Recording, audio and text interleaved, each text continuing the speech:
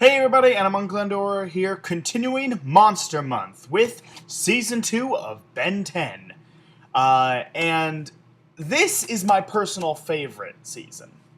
This is my personal favorite season. There are just so many amazing episodes in this season. Uh, Almost every single one of these episodes is a big, big hit with me. Almost.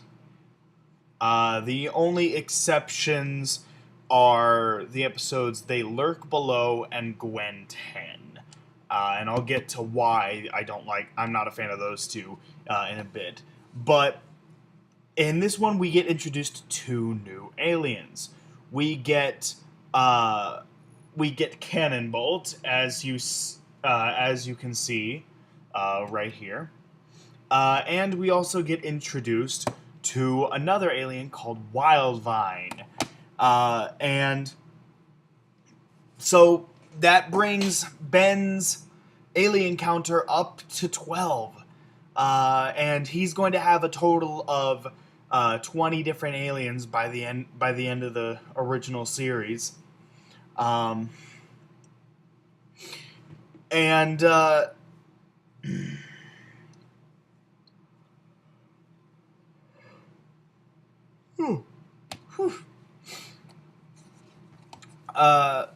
I'm sorry, I got up real early and I'm still tired.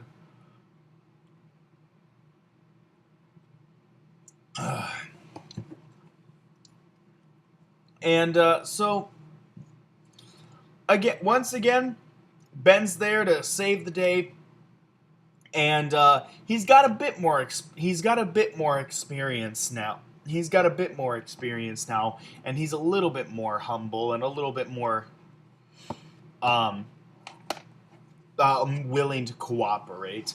And we learn that Max used to be a plumber, which is essentially the code name given to essentially this world's equivalent of Men in Black. They're the ones who go around and fight alien threats. And they use a device called the Null Void Projector in order to trap all these aliens that they catch into a pocket dimension. And yeah, it's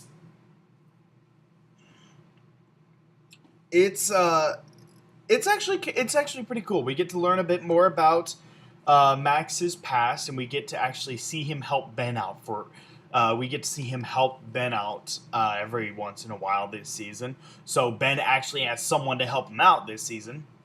And as far as Gwen goes, is she good at magic yet? She's still needing to be rescued almost every episode. Yeah. But this season is the season of Kevin. Kevin is another villain that I absolutely love for Ben. I honestly cannot seem to decide who makes the best villain for Ben. It's either Vilgax, Kevin, Animo, or Ghost Freak. And speaking of Ghost Freak, Ghost Freaked Out. That's an episode in here. It is the episode where Ghost Freak escapes from the Omnitrix. That apparently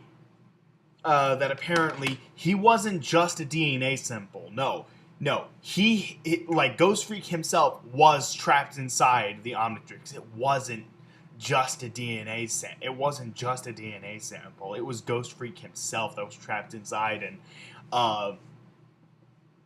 and he's been trying to get out this whole time, and now he's finally starting to get to Ben. He's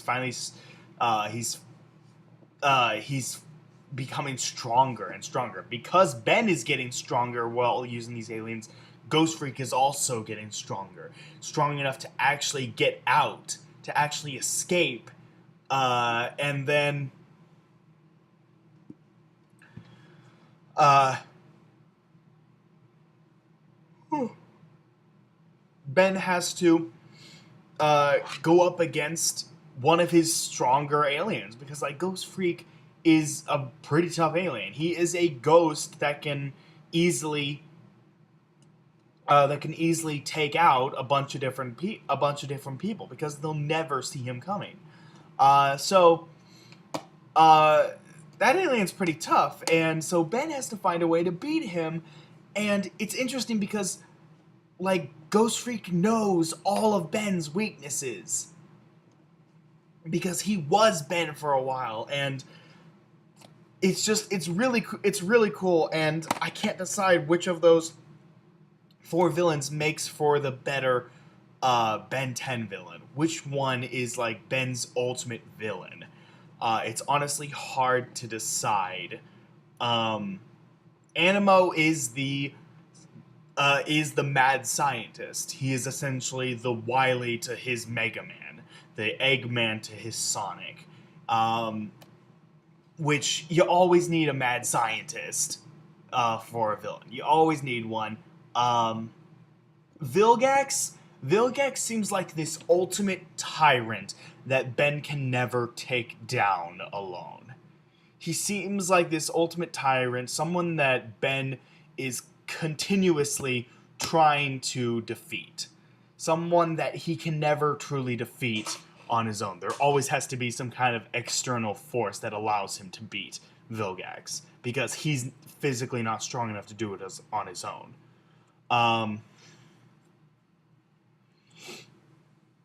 And that shows in all the different times he defeats Vilgax. In the different times he defeats Vilgax, it's never actually him. There is an external force that defeats Vilgax for Ben. So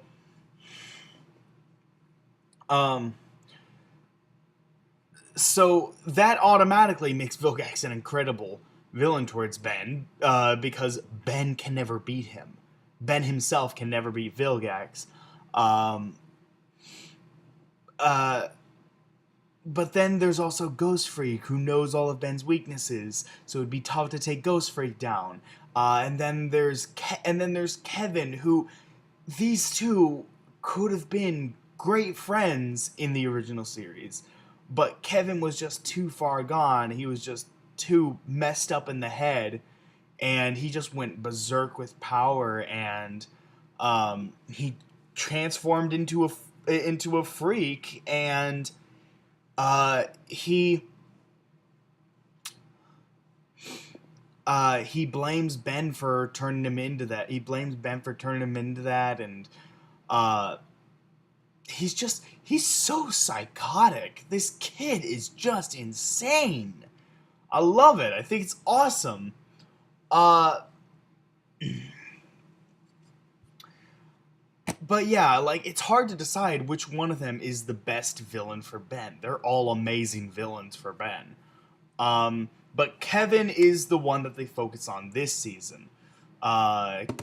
Kevin comes back. He was in one episode in season 1, and this time he's able to actually transform into Ben's different aliens. And Ben fights him, pisses him off too much, and Kevin, because Kevin gets so pissed off, I guess his power overloads, and he ends up getting transformed into a freak combination of all 10 of Ben's aliens. And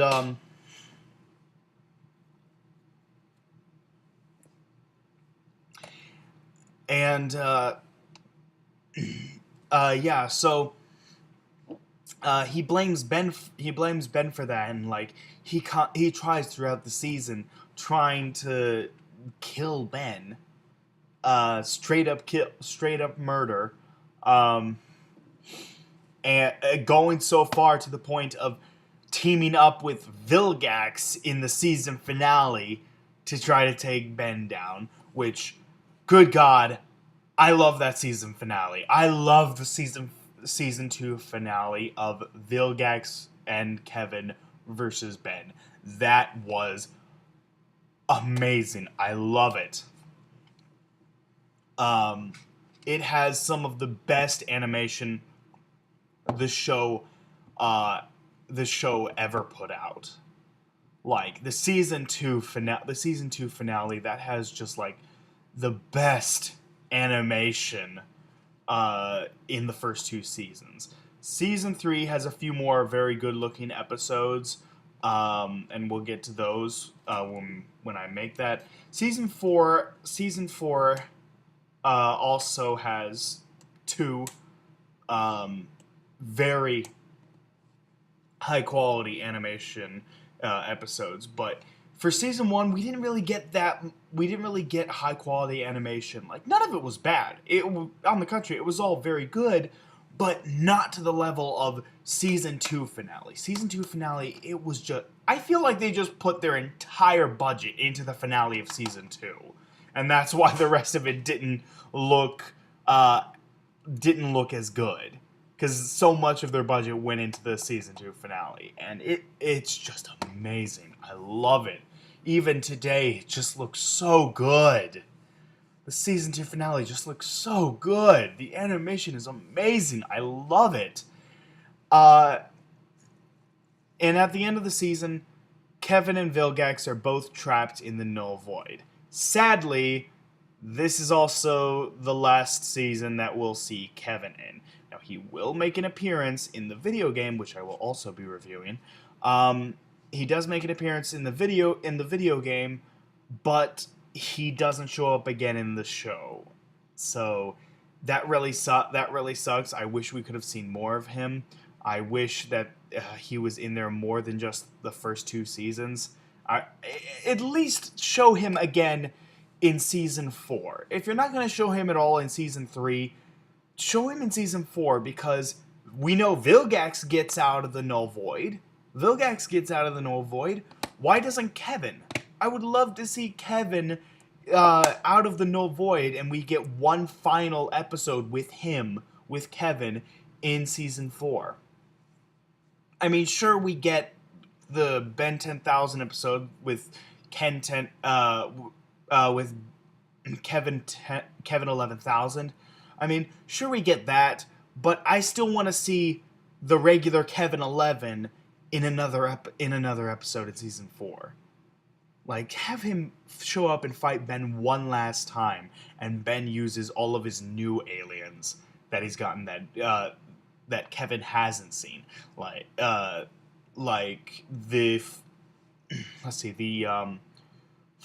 4 aliens he ends up getting in season 3.